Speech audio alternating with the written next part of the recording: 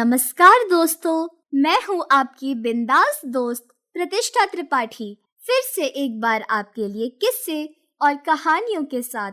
आप सभी दोस्तों को हमारी तरफ से प्यारा सा हेलो।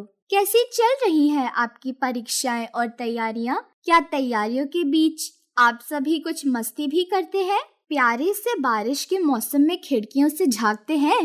बारिश का पानी, कागज की नाव में सवार चला हमारा नन्हा मन, कल्पनाओं का कैनवस पर रंग बिरंगा बचपन। मुझे पता है आप ऐसा करते होंगे और इन दिनों एग्जाम्स की व्यस्तता के बाद भी फन करते ही होंगे। आज करते हैं बातें कुछ अपने मन की और रोचक वन की। चलो दोस्तों, एक पहेली पूछती हूँ, बूझो तो जाने। हाथी सा होता भारी भरकम, मोटी होती उसकी खाल, नाक पर होती सींग, दिखने में बड़ा विशाल। बताओ बताओ। जी हाँ, सही समझा, वो है गैंडा यानी राइनो। बिल्कुल सही। 22 सितंबर को वर्ल्ड राइनो डे मनाया जाता है। इसकी शुरुआत की लीजा जेन कैंपबेल ने। विश्व भर में गैंडे की 5 प्रजातियां हैं। भारतीय गैंडा, जावन गैंडा, काला गैंडा, सफेद गैंडा और सुमात्रा गैंडा। दोस्तों, आपको ये जानकर हैरानी होगी कि स्पाउट पर उगे सींग गैंडे के असली सींग नहीं होते। पूछो कैसे? ये बालों में पाए जाने वाले एक प्रोटीन जिसे केराटिन कहते हैं, उससे बनी होती है, जिसका चूर्ण दवाओं के रूप में प्रयोग किया जाता है। इसलिए इनका बहुत शिकार किया जाने लगा। नतीजा ये हुआ कि इनकी संख्या बहुत ही कम हो गई, कुछ तो विलुप्त ही हो गए। और इसे बचाने के लिए विश्व गैंडा दिवस की शुरुआत की, ताकि ये सभी 5 प्रजातियां बढ़े और फले फूले। ये पहल तो सकारात्मक और जरूरी है। तुमने कभी गैंडों को नहाते हुए देखा है? बहुत देर तक पानी में डूबे रहते हैं, खूब मस्त होकर नहाते हैं। हाँ, मुझे भी नदी में नहाना याद आ गया। कब और कहाँ? जब मैं दादी से मिलने गांव जाती हूँ। लेकिन अब तो नदियाँ पहले की तरह साफ नहीं रही। इंडस्ट्रियल वेस्ट और कूड़े कचरे की वजह से नदियाँ खराब हो गई हैं। इसलिए तो संयुक्त राष्ट्र संघ ने सितंबर के चौथे रविवार को नदी दिवस के रूप में मनाने का प्रस्ताव पेश किया। भारत में भी 2014 से गंगा नदी को प्रदूषण मुक्त करने के लिए निर्णय लिया गया और इसके तहत नमामि गंगे प्रोजेक्ट भी शुरू किया गया। नदी तो है माँ समान, नदी है सभ्यता की पहचान, अनमोल धरोहर जगत की, प्रदूषण मुक्त हो नदियाँ। बात यही है हित की, बातें तो बहुत हुई, थोड़ा मनोरंजन हो जाए। चलो आपको चुटकुले सुनाती हूँ। टीचर: संजू, यमुना नदी कहाँ बहती है? संजू: जमीन पर सर। टीचर: नक्शे में बताओ कहाँ बहती है? संजू: नक्शे पर कैसे बहेगी सर, नक्शा गल जाएगा। एक और सुनो। डॉक्टर: अब आप खतरे से बाहर हैं, फिर भी इतना क्यों डर रहे हैं? मरीज: डॉक्टर साहब, जिस ट्रक से मेरा एक्सीडेंट हुआ था ना, उस पर लिखा था जिंदा रहे तो फिर मिलेंगे।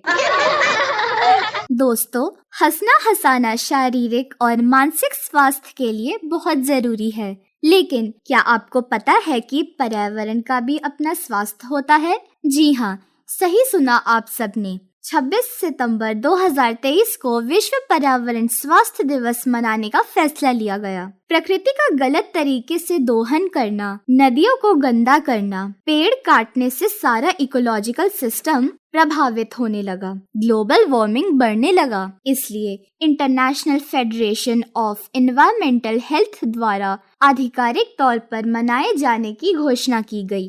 सही समझा आपने। हमारा स्वास्थ्य, जीवन, खान पान, जीवन शैली सभी पर्यावरण से संबंधित है। स्वच्छ जल, वातावरण की स्वच्छता, जहरीले कीटनाशकों से मुक्त अनाज और फसलें ही अच्छे स्वास्थ्य को सुनिश्चित करती हैं। इसलिए कहा जाता है, जैसा खाओगे अन्न वैसा होगा मन, जैसा खाओगे भोजन वैसा बनेगा जीवन। हाँ दोस्तों, अन्न तो जीवन का आधार है। भारत में अन्नदान को महादान कहा गया है। अन्न केवल भूख ही नहीं मिटाता, बल्कि बुद्धि और व्यक्तित्व का निर्माण भी करता है। ये तो आप सबने सुना ही होगा। आज हमारे साथ बैठी है हमारी नन्ही दोस्त, तो चलिए उनसे सुनते हैं पर्यावरण स्वास्थ्य दिवस पर कविता। मेरा नाम दृष्टि माहेश्वरी है। मैं आपके लिए कविता लाई हूँ। हम भी तो कुछ देना सीखें। देश हमें देता है सब कुछ, हम भी तो कुछ देना सीखें। सूरज हमें रोशनी देता, हवा नया जीवन देती है। भूख मिटाने को हम सबकी धरती पर होती खेती है। औरों का भी हित हो जिसमें हम ऐसा कुछ करना सीखें। पथिकों की जलती दोपहर में पेड़ सदा देते हैं छाया। खुशबू भरे फूल देते हैं तुमको नए फलों की माया। त्यागी तरुओं के जीवन से परहित में हम जीना सीखें। जो अनपढ़ है उसे पढ़ाएं, जो चुप है उसको वाणी दें, जो पिछड़ा है उसे बढ़ाएं, प्यासी मिट्टी को पानी दे। हम मेहनत के दीप जलाकर नया उजाला करना सीखें। धन्यवाद। जब कभी हम किसी हिल स्टेशन या दर्शनीय स्थल पर चले जाते हैं तो दिल और दिमाग दोनों ही तरोताजा हो जाता है ना दोस्तों?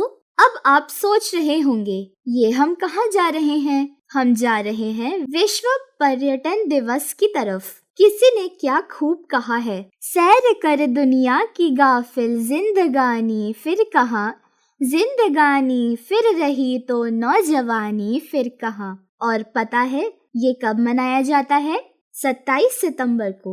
आपको पता है साल 2024 में विश्व पर्यटन दिवस की थीम क्या है? चलो मैं ही बता देती हूँ। इसकी थीम है सतत यात्राएं कालातीत यादें। इतना घूम घूम कर हम छोटे बच्चे तो थक ही जाएंगे। कुछ ऐसा हो जो बैठे बैठे ही कम से कम दिल्ली दर्शन करा दे। तो चलो मंजुला अग्रवाल दीदी से सुनते हैं बच्चों की रोमांचक यात्रा की दास्तान।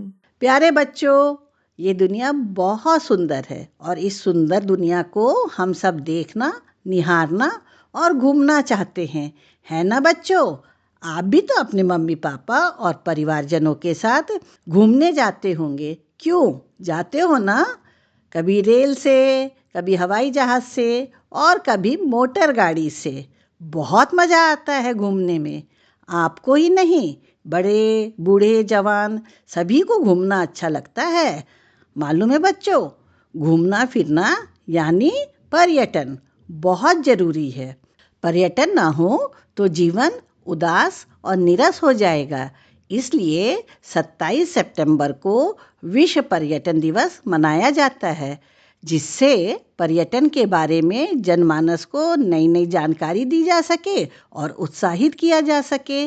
मेरे नन्हे बाल मित्रों, पर्यटन से हम मौज मस्ती तो करते ही हैं, साथ में हम दुनिया की कई जगहों की संस्कृति, बोली, भोजन, कला, इतिहास के बारे में बहुत कुछ सीखते, समझते और जानते भी हैं। और बच्चों, कई देश तो ऐसे भी हैं जहाँ पर्यटन ही उनकी आय का साधन है। एक तरफ पर्यटन से मनोरंजन होता है और दूसरी तरफ स्थानीय लोगों को रोजगार मिलता है। समझ गए ना बच्चों? और बच्चों, पता है यात्राएं भी अलग अलग तरह की होती हैं और हर यात्रा का अपना अलग रंग, अलग अंदाज और उनकी खट्टी मीठी सुनहरी यादें। प्रकृति के मनमोहक दृश्यों को देखने के लिए की जाने वाली प्राकृतिक यात्राएं, इतिहास को जानने के लिए और विश्व धरोहर इमारतों को देखने की इच्छा से की जाने वाली ऐतिहासिक यात्राएं, प्रभु भक्ति के लिए की जाने वाली तीर्थ यात्राएं। बच्चों और युवाओं को तो रोमांचक यात्राओं में आनंद आता है। तुम्हें भी आता है ना बच्चों? जिसकी जैसी रुचि वो व्यक्ति उस तरह के पर्यटन पे पर्यटक बनकर चल पड़ता है। अरे हाँ बच्चों, घूमने का शौक केवल आज की पीढ़ी को नहीं है, बल्कि इतिहास साक्षी है कि प्राचीन काल से ही पर्यटन का प्रचलन रहा है। वास्को डी गामा और कोलंबस, जिन्होंने व्यापार के लिए यात्राएं करते हुए नए देशों की खोज की, महात्मा बुद्ध, गुरु नानक देव जी, विवेकानंद जैसे संतों ने जन कल्याण के लिए यात्रा की। जन जागृति के लिए महापुरुषों द्वारा पद यात्राएं भी की गई। इसलिए मुझे ऐसा लगता है यात्राओं में मनोरंजन के साथ साथ शुभ संदेश, शुभ भाव और शुभ लक्ष्य भी होना चाहिए। बच्चों, एक बात मैं आपको समझाना चाहूँगी, जीवन में खूब यात्राएं करना, लेकिन अच्छे यात्री बन के यात्रा करना, सहयात्रियों का सहयोग करना, संपत्तियों को, इमारतों को नुकसान नहीं पहुंचाना, जगह की स्वच्छता का तो विशेष ध्यान रखना और सभी नियमों का पालन करना। तो चलो बच्चों, आज तुम्हारी मंजुला दीदी छुक छुक रेलगाड़ी से तुम्हें भारत की राजधानी दिल्ली की सैर पर ले चलती हैं। छुक छुक छुक छुक छुक छुक छुक छुक, हु हु हु। रेलगाड़ी छुक छुक छुक छुक रेलगाड़ी, हु हु हु, इंजन अगाड़ी, 4 डिब्बे पे छाड़ी, बैठो लल्ला बैठो लाड़ी, गाड़ी तुम्हारी स्टेशन पर ठाड़ी। बच्चा एक्सप्रेस इस गाड़ी का नाम, घुमाएगी आपको सुबह से शाम। दे दो बच्चों टिकट के दाम, दिल्ली दर्शन की जगह तमाम। पिंकी टिंकू बबलू गुड़िया, निकालो सब 10-10 रुपया, शान से बैठो बहन और भैया, गाना गाओ हैया हैया। यात्रीगण आ गया है चिड़ियाघर, नीचे उतरे जरा संभल कर, जाइए अंदर जानवरों से मिलना हंसकर, चिड़ियाघर घुमाएंगे आपको तोताराम सर। नमस्कार मेरे नन्हे दोस्तों, आज मैं तोताराम आप सबको दिल्ली के चिड़ियाघर की सैर कराता हूँ। दिल्ली का चिड़ियाघर मथुरा रोड प्रगति मैदान के पास एक बहुत बड़ा पार्क है।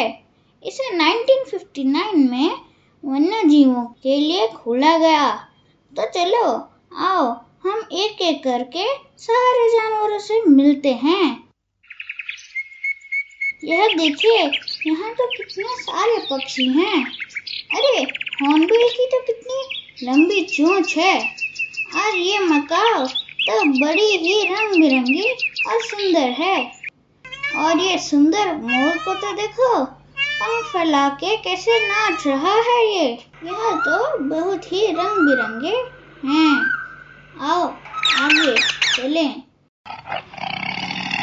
यह तो सफेद टाइगर है। इससे डरना नहीं बच्चों। चलो हम आगे चल के घड़ियाल और मगरमच्छ के हालचाल पूछते हैं। यह देखो कैसे मुंह खोल के योगासन कर रहे हैं ये। अरे दाएं तो देखो, यह विशाल सा भालू इधर से उधर घूम रहा है।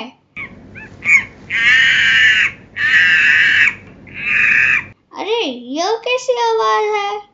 आओ दोस्तों जरा पीछे की ओर चलें। अरे ये तो बंदर है जो शोर मचा रहे हैं। देखो है ना ये कितने मजेदार। छोटे बंदर कैसे लड़ रहे हैं। हा हा हा। अरे अब जरा अफ्रीकन हाथी को तो देखो, और जरा इसके बड़े बड़े कान तो देखो, कैसे मजे से झूम रहा है ये। हा हा हा। चलो बच्चों, अब आप थक गए होंगे, मैं अब आपसे विदा लेता हूँ। आशा करता हूँ हम फिर से आपसे और आपके और नए दोस्तों से जल्दी मिले। टाटा।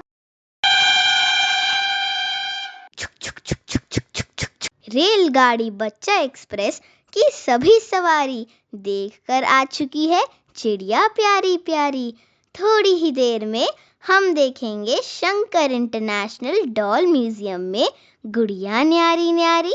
आइए तब तक दे देते हैं आपको दिल्ली के अन्य जगहों की जानकारी। लाल किला, हुमायूं का मकबरा और कुतुब मीनार, जंतर मंतर, इंडिया गेट, राष्ट्रपति भवन शानदार। घूमना भैया लोटस टेम्पल और चांदनी चौक बाजार। लो आ गए हैं हम डॉल म्यूजियम, घुमाने के लिए डॉली रानी कर रही हैं आपका इंतजार। नमस्कार दोस्तों, मैं डॉली आज आप सभी का शंकर इंटरनेशनल डॉल म्यूजियम में स्वागत करती हूँ। आज मैं आप सभी को डॉल म्यूजियम के बारे में कुछ जानकारी देना चाहती हूँ। बच्चों, इस संग्रहालय की स्थापना मशहूर कार्टूनिस्ट शंकर पिल्लई जी ने की थी। पिल्लई जी को गुड़ियों में बहुत रुचि थी। वे प्रत्येक देश की तरह तरह की गुड़िया एकत्र किया करते थे। धीरे धीरे उनके पास 500 तरह की गुड़िया इकट्ठी हो गई। वे चाहते थे कि इन गुड़ियों को देश भर के बच्चे देखें। उन्होंने जगह जगह अपने कार्टूनों की प्रदर्शनी के साथ साथ इन गुड़ियों की भी प्रदर्शनी लगाई। बार बार गुड़ियों को लाने ले जाने में गुड़िया टूट फूट जाती थी। एक बार पंडित नेहरू अपनी बेटी इंदिरा गांधी के साथ प्रदर्शनी देखने आए। गुड़ियों को देखकर वे बहुत खुश हुए। उसी समय शंकर जी ने गुड़ियों को लाने ले जाने की दुविधा नेहरू जी को बताई। चाचा नेहरू ने गुड़ियों के लिए एक स्थायी घर का सुझाव दिया। उसी समय से इन गुड़ियों को घर मिल गया और हमारे प्यारे डॉल म्यूजियम की स्थापना हो गई। चलिए दोस्तों, अब ये सुंदर सुंदर गुड़िया देखते हैं। ये देखो बच्चों, नृत्य करती गुड़िया। और जरा दाएं तो देखो, कुचिपुड़ी नृत्य करती गुड़िया की भव्य सजावट।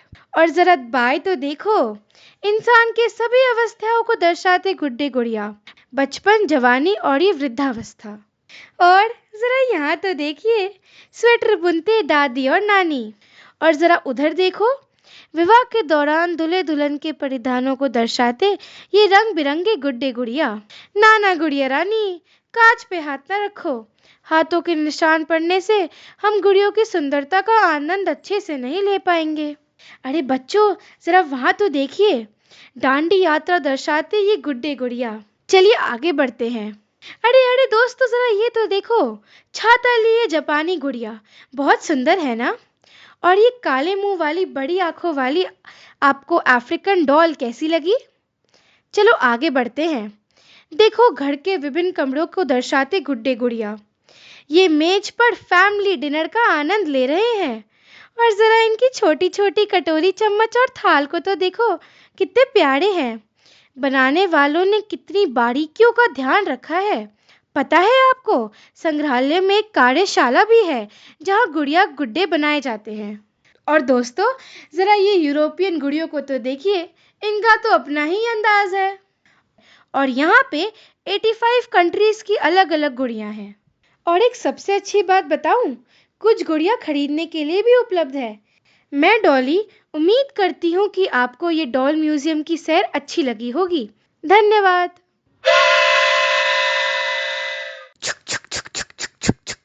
आ जाओ बच्चों रेल के अंदर, गुड़िया देखी सुंदर सुंदर। भालू देखा, देखा नटखट बंदर, कैसा था सब बताओ सिकंदर। पम पम पम पम पर्रम पर्रम, पापड़ खाओ कुर्रम कुर्रम।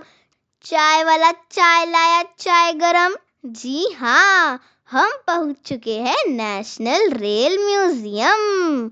छुक छुक देवी दिखाएंगी आपको रेल और इंजन।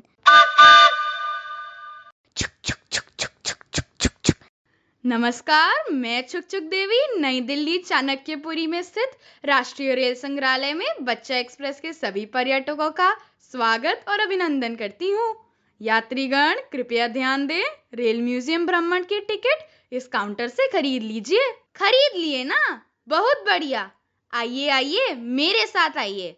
सबसे पहले मैं छुक छुक देवी आपको रेल म्यूजियम का इतिहास बता देती हूँ। यह रेल संग्रहालय हरे भरे बगीचों के बीच लगभग 10 एकड़ भूमि पर फैला हुआ है। यहाँ रेलवे से जुड़ी शानदार और यादगार चीजें रखी हुई हैं, जो मैं छुक छुक देवी आप सबको दिखाऊंगी। रेल संग्रहालय का इतिहास वैसे तो काफी पुराना है दोस्तों, लेकिन इसका उद्घाटन तत्कालीन रेल मंत्री श्री कमलापति त्रिपाठी ने 1977 में किया था, लेकिन इसको 1995 में रेल संग्रहालय का रूप मिला। आइए आगे बढ़ते हैं।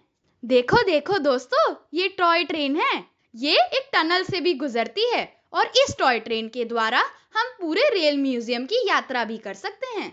चलो, सबसे पहले छुक छुक अपने दोस्तों को रेलवे मॉडल दिखाने लेके जाएगी।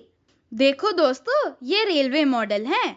रेलवे मॉडल छोटे आकार में बनाए जाते हैं, जैसे कि आप देख ही सकते हैं, लेकिन इन्हें वास्तविक रेलवे सिस्टम की तरह ही बनाते हैं। आप देख सकते हैं इसमें ट्रेन, पटरियां, स्टेशन और अन्य संबंधित वस्तुओं भी शामिल हैं। कितनी बारीकी से बनाया गया है। रेलवे मॉडल देख के तो मजा ही आ गया। चलो अब बच्चा एक्सप्रेस के पर्यटकों को भाप इंजन की तरफ घुमा लेते हैं। अरे, मैं तो तुम सब लोगों को एक अहम बात बताना तो भूल ही गई। पहिए और पटरियां रेलवे का एक अहम हिस्सा होते हैं। पटरियां रेलगाड़ी के पहियों को स्थिरता और दिशा प्रदान करती है। मजबूत और उच्च गुणवत्ता वाली पटरियां विभिन्न मौसम की स्थिति को सहन कर लेते हैं। अरे देखो देखो, बातें करते करते हमें पता ही नहीं चला हम कब स्टीम इंजन देखने पहुंच गए। हा हा हा हा हा। ये देखो, ये फेरी क्वीन है। यह इंजन भाप से चलता था और यह रेलवे का पहला इंजन था। कैसा लगा स्टीम इंजन? अब सारे यात्रीगण से निवेदन है कि छुक छुक देवी के साथ छुक छुक करते हुए एक मजेदार जगह की ओर अपने कदम बढ़ाते हैं। वाह, इतनी जल्दी हम इस सुंदर गैलरी में पहुंच गए। इंडोर गैलरी में आप सब देख सकते हैं, यहाँ पर रेलवे से जुड़ी वस्तुएं, ऐतिहासिक तस्वीरें और इंटरैक्टिव प्रदर्शन हैं। आइए अब मैं आप सबको महाराजा के सैलून दिखाती हूँ। यह प्रिंस ऑफ वेल्स का सैलून है, यह होलकर के महाराजा का सैलून है और ये मैसूर के महाराजा का सैलून है। मैसूर के महाराजा का सैलून में कुर्सियां और बेड तो देखने लायक हैं, लेकिन एक चीज ध्यान रखिए दोस्तों, यहाँ पर आप सिर्फ खिड़कियों से झांक कर देख सकते हैं। इतना घूमते घूमते यह तो निश्चित ही है कि सबके पेट में चूहे दौड़ रहे होंगे। आपकी सुविधा के लिए इस रेल संग्रहालय में एक रेस्टोरेंट भी है, जो एक रेलवे स्टेशन की तरह बनाया गया है। चाय गरम, कॉफी गरम। ये देखो दोस्तों, ये पटियाला स्टेट मोनोरेल है और ये भी देखो, ये फायर इंजन है। दोस्तों, ये तरह तरह के इंजन और ये तरह तरह के रेल के डिब्बे लंबी रेल इतिहास की यात्रा का प्रतीक हैं। उम्मीद है छुक छुक देवी के साथ आपका छुक छुक का सफर मजेदार रहा होगा। आशा करती हूँ कि आपके आगे का सफर भी शुभ रहे। बच्चों, मूंगफली तुमने जी भर कर खाई। ट्रेन में हमेशा रखना सफाई, सीट के लिए कभी न करना लड़ाई। और अब यह बच्चा एक्सप्रेस आपको नेहरू प्लानिटेरियम ले आई। नमस्ते बच्चों, मैं तारा आप सभी का नेहरू तारा मंडल में स्वागत करती हूँ। आइए मैं आपको इस रोमांचक ब्रह्मांड की दुनिया में ले चलती हूँ। क्या आप जानते हैं, नेहरू तारा मंडल की कल्पना एवं योजना पूर्व प्रधानमंत्री इंदिरा गांधी ने की थी।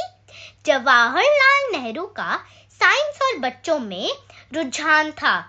इसको देखते हुए इंदिरा गांधी ने सोचा कि उन्हीं के नाम पर कुछ ऐसा किया जाए जिससे बच्चों और साइंस दोनों का लाभ हो, और इसी तरह नेहरू तारा मंडल अस्तित्व में आया। आइए आइए अब हम ब्रह्मांड और ग्रहों को समझने के लिए स्काई थिएटर की ओर चले। जरा ऊपर तो देखो बच्चों, क्या आप सोच रहे हैं कि ये थिएटर आखिर डोम शेप्ड क्यों है? ऐसा इसलिए मेरे प्यारे बच्चों, ताकि आकाश का वास्तविक दृश्य पैदा किया जा सके और थिएटर के अंदर बैठकर ऐसा लगे कि हम खुले आसमान के नीचे तारों को निहार रहे हैं। आइए अब हम शो का आनंद लें। क्यों बच्चों, कैसी लगी सोलर सिस्टम में प्लूटो की कहानी? चलिए आगे चलते हैं बच्चों। अरे यह उपकरण क्या है? ये है टेलीस्कोप। आप खगोलीय घटनाएं जैसे सूर्य ग्रहण, चंद्र ग्रहण, कॉमेट्स इत्यादि टेलीस्कोप के माध्यम से यहाँ आकर मुफ्त में देख सकते हैं। चलिए अब मैं आपको इस तारामंडल के सबसे रोमांचक हिस्से में ले चलती हूँ। यह है वजन तोलने वाली मशीन। अरे नहीं नहीं, यह वो साधारण मशीन नहीं है। यह अनोखी मशीन आपको यह बताएगी कि अगर आप चंद्रमा और बृहस्पति ग्रह पर जाए तो आपका वजन कितना होगा। है ना मजेदार? आगे देखो बच्चों, यह है सोयूज टी10 का ओरिजिनल कैप्सूल। यह वही कैप्सूल है जिसमें पहले भारतीय अंतरिक्ष यात्री राकेश शर्मा अपनी अंतरिक्ष यात्रा के बाद वापस आए थे। यह कैप्सूल रूस ने भारत को गिफ्ट किया था। चलिए अब हम इसके साथ तस्वीरें खींच अपनी आज की सैर यादगार बनाएं। मैं तारा उम्मीद करती हूँ आप सभी को नेहरू तारा मंडल की आज की अनोखी सैर पसंद आई और आपने कुछ नया भी सीखा।